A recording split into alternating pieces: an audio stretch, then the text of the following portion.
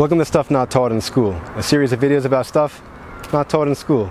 Many of the topics are sensitive, but all are important. Thus, all ages are encouraged to view. Today, I want to speak about suggestions for better sleep.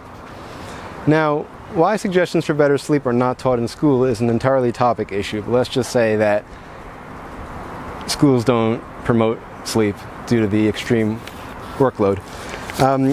Now, the list that I plan on going through in this episode was cited by Matthew Walker in his book Why We Sleep, and I forget the exact source of it. I plan on linking that in the bottom, but it is in the appendix of that book.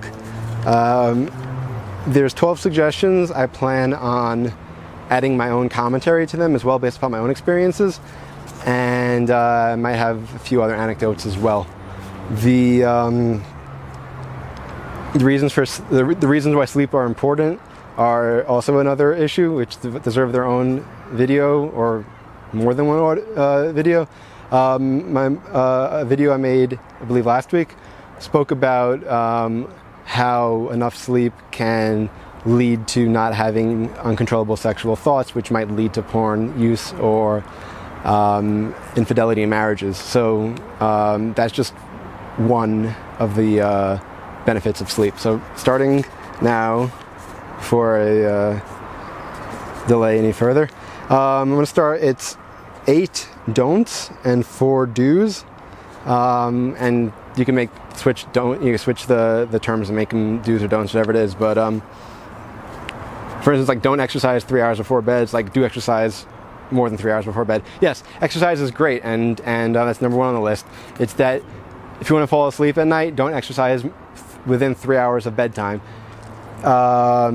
It does wake you up, and however, if you do exercise at least 3 hours before bedtime, ideally I found in the morning, even before breakfast, which be careful about that though. Then like experiment and make sure someone else is there with you and see how you feel. Still stay plenty hydrated though. That can help you fall asleep later on at night, and I definitely found that if I like do a lot of biking one day, cycling, I really fall asleep and I stay asleep soundly. Caffeine and alcohol. Sorry, caffeine and nicotine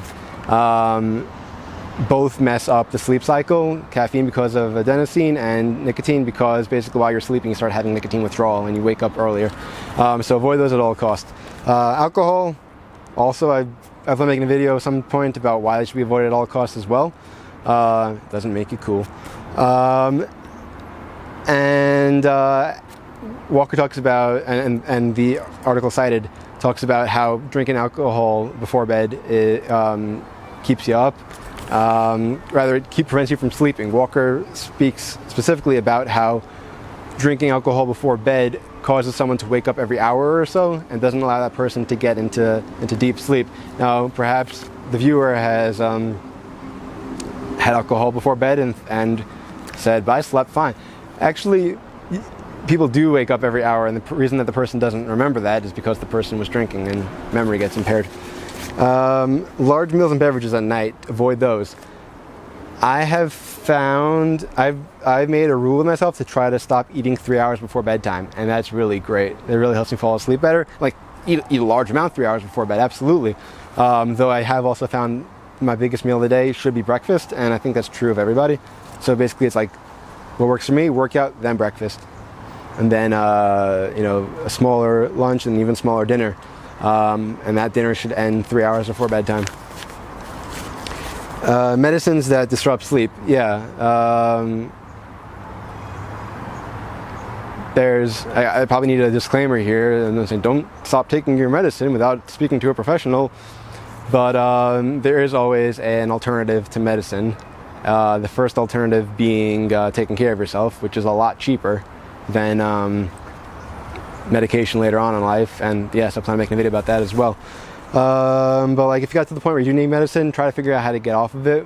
And like, yeah, I do recommend speaking to someone who knows what the person's talking about. And just because a person's a doctor doesn't mean that the person knows what the person's talking about either.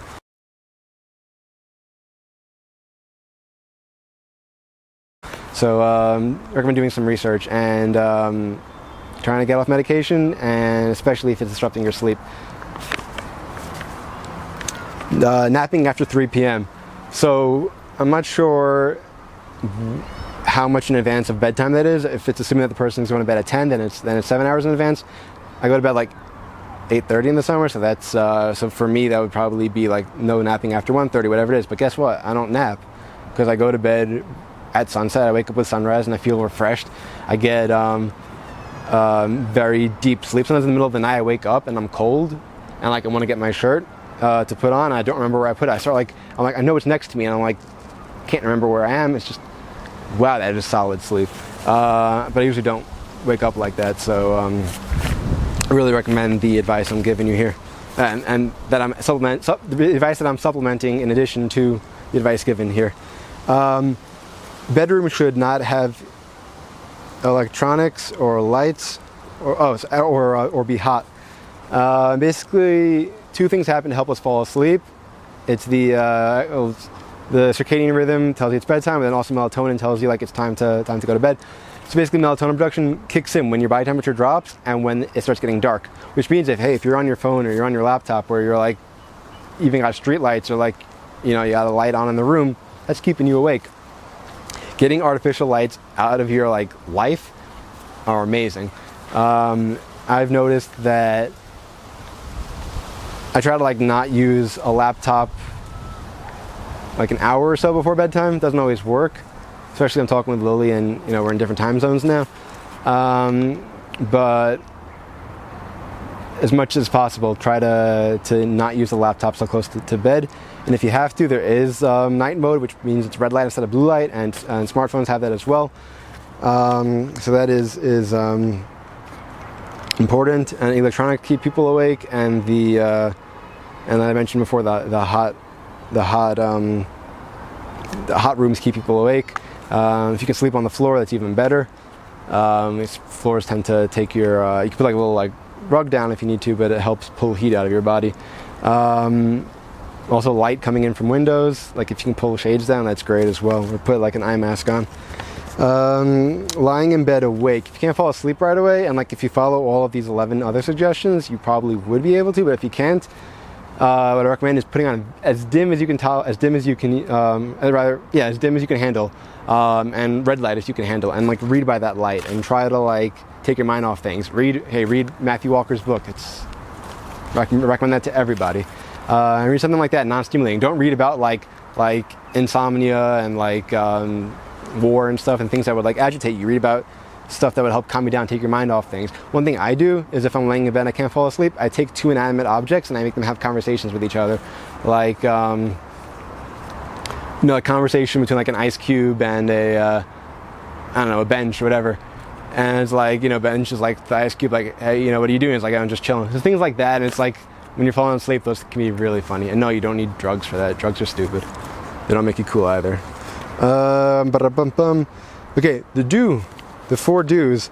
Bathe or shower to lower your body temperature. Even in hot water, what happens is it opens up if you're bathing in hot water, it opens up the capillaries in your hands, your feet, your face, and that causes your body temperature to drop as the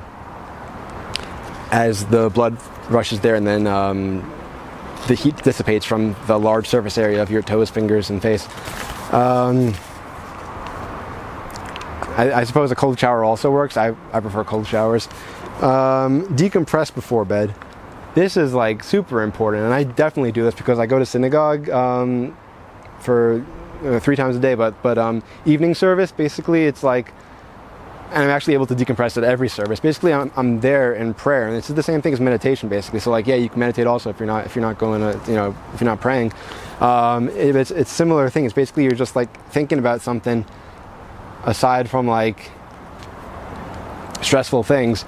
Be thinking about people in your life, things like that, whatever it is. And what I find is that, or like for instance, like I'll be done with my private prayer and I'll be waiting for like the prayer leader to like continue prayers, whatever it is. And like that just gives me time. I'm just standing there and I'm able to think about things, and I might write things down like, oh, here's a list of questions I have to ask at tomorrow's meeting, something like that. like, that's the time to do it. You don't want to be laying in bed trying to fall asleep and it's like, oh, I have to write that list of questions for tomorrow's meeting. It's like, if you decompress before you go to bed, then there's nothing left to think about when you're laying in bed, and all you do is when you're laying in bed is you fall asleep, and it's wonderful. I rarely have a hard time falling asleep. Sun exposure. What I'm doing right now, I'm filming outside. I find that I wake up with the sun, I go out without sunglasses, and then when I go out for evening services, I do put on sunglasses because the sun's already basically almost down, and the synagogue has artificial lighting, so I'm trying to avoid that. But sunlight during the day to help your circadian rhythm, because basically you got a circadian rhythm, and it's a 24-hour cycle, and you got a set, and this is also the 12th point, which is a sleep schedule. Basically, you have a point where you wake up and a point where you go to bed, and actually the exact same time every day, within like a minute or two, because the day's getting longer or shorter, whatever it is. So like this time of year, it's like sunrise is like 5:37, whatever it is. Last week it was like 5:35, something like that. So like it's moving very gradually, and like you definitely can't push. You definitely shouldn't be waking up a half hour different day to day, or even 4 hours like some people do on weekends. So really try to keep it within a minute, and I find that really helps. That's the idea of sun exposure and a sleep schedule. I find that really helps me fall asleep deeply. It also helps with so many other things. Another thing I noticed is that before evening services, I'd make a rule with myself, like, and this is even like in the winter, say like if evening services are like 4:20 p.m. or so, and I'd be going to bed like at 7:30, say, though this year and in the future I want to start going to bed earlier, like going to bed at 5:30 p.m. say, and waking up at 3 a.m. if I need to, whatever it is, and doing stuff then as opposed to later on at night.